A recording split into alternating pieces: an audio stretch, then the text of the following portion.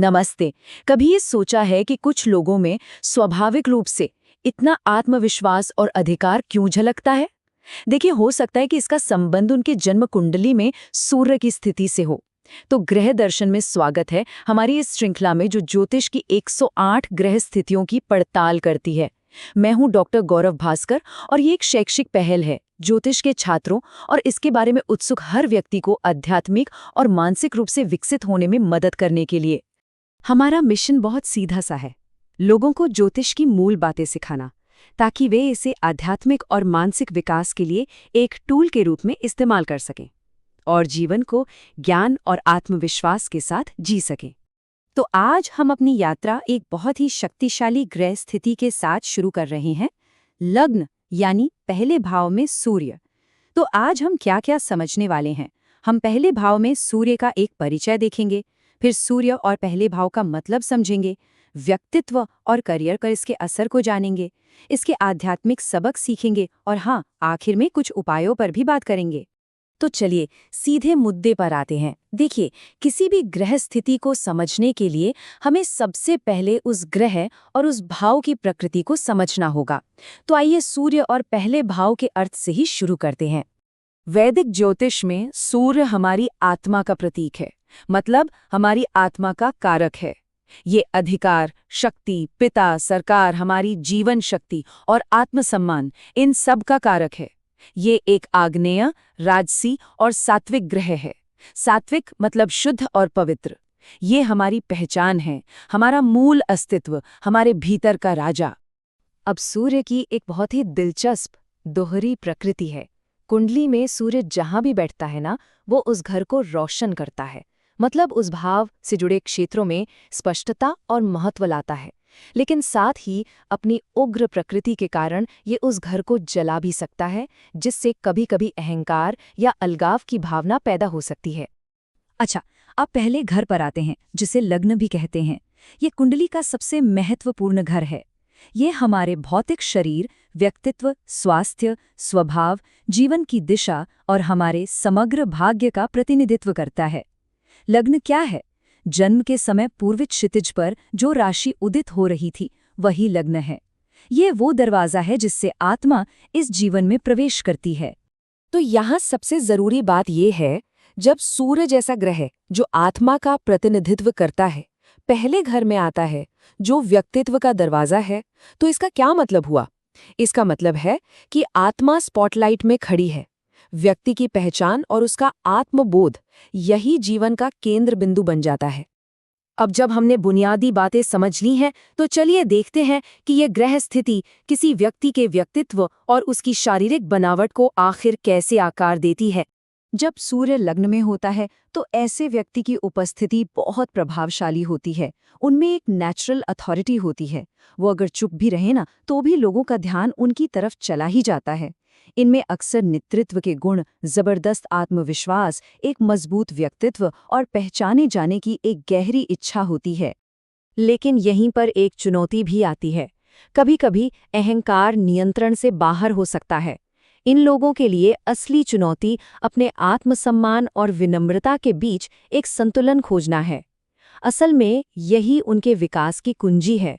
शारीरिक रूप से देखें तो इस ग्रह स्थिति वाले लोगों के नैन नक्श अक्सर तीखे होते हैं, आंखें चमकदार होती हैं और रंगत गर्म या कांतिमय होती है। उनका शरीर दुबला लेकिन मजबूत होता है। हाँ, अगर सूर्य किसी कारण से पीड़ित हो तो स्वास्थ्य पर असर पड़ सकता है, जैसे गर्मी से संबंधित विकार, ब्लड प्रेशर या आंखों की समस्याएं। चलिए अब थोड़ा आगे बढ़ते हैं और देखते हैं कि यह स्थिति करियर और रिश्तों जैसे जीवन के व्यावहारिक क्षेत्रों में कैसे सामने आती है। ऐसे व्यक्ति अक्सर अधिकार के पदों पर पहुंचते हैं। प्रशासन, सरकार, नेतृत्व की भूमिकाएं, राजनीति और स्वतंत्र व्यवसाय उनके लिए बहुत ही उपयुक्त हैं। क्यों? क्योंकि सूर्य की स्वतंत्र प्रकृति की तरह ही उन्हें किसी के अधीन काम करना पसंद नहीं होता। वे अपना रास्ता खुद बनाना पसंद करते हैं। रिश्तों में लग्न का सूर्य हावी होने की प्रवृत्ति दे सकता है।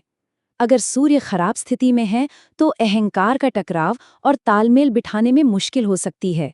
हालांकि अगर सूर्य अच्छी स्थिति में हो तो वही व्यक्ति एक सुरक्षात्मक, एक जिम्मेदार साथी होता है, जिसके नैतिक मूल्य बहुत मजबूत होते हैं।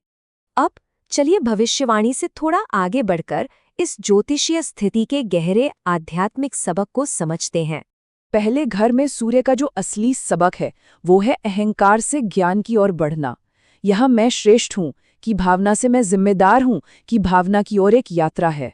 आत्मा यहाँ आत्मसम्मान और सच्ची गरिमा सीखना चाहती है, अहंकार नहीं। यह समझना बहुत जरूरी है कि परिणाम कई दूसरे कारकों पर भी निर्भर करते हैं।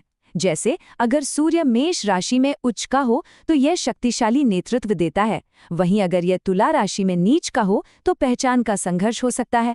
बृहस्पति जो ज्ञान का ग्रह है, उसकी दृष्टि व्यक्ति को एक महान चरित्र देती है, जबकि शनि जो अनुशासन का ग्रह है, उसकी दृष्टि कठिनाइयों के जरिए अहंकार की परीक्षा लेती है।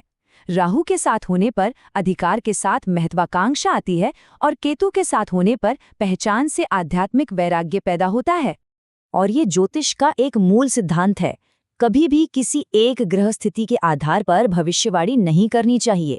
हमेशा ग्रह की शक्ति का मूल्यांकन उसकी राशि, डिग्री, उस पर पड़ने वाली दृष्टियों और चल रही दशा, इन सब के आधार पर ही करना चाहिए।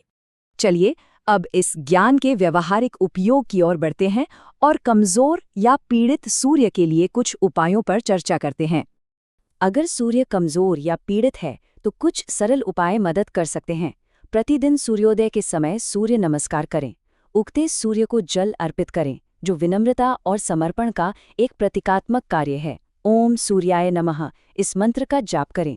अपने पिता और अधिकार वाले लोगों का सम्मान करें और सबसे जरूरी, सचेत रूप से विनम्रता विकसित करें। हमेशा याद रखें, सूर्य के लिए सबसे बड़ा उपाय है सही आचरण। व्यवहार में बदलाव और एक नैतिक जीवन जीना किसी भी मंत्र या अनुष्ठान से कहीं ज्यादा शक्तिशाली होता है। पहले घर में सूर्य के लिए ये एक शक्तिशाली रूपक है। ये व्यक्तित्व के सिंहासन पर बैठे राजा की तरह है। पूरी कुंडली और जीवन इसी शाही ऊर्जा के चारों ओर घूमता है। लेकिन वो राजा एक अत्याचारी बनता है या एक बुद्धिमान शासक, ये पूरी तरह से व्यक्ति की जागरूकता पर निर्भर करता है। यह श्रृंखला इसीलिए बनाई गई है ताकि ज्योतिष आत्मसुधार का एक उपकरण बने, डर का कारण नहीं। अगर ये विश्लेषण उपयोगी लगा तो सब्सक्राइब करें और ग्रह दर्शन के अगले अंक में मेरे साथ जरूर जुड़ें। अगले अंक में हम चर्चा करेंगे दूसरे भाव में सूर्य। तब तक सीखते रहिए और आगे बढ़ते रहिए।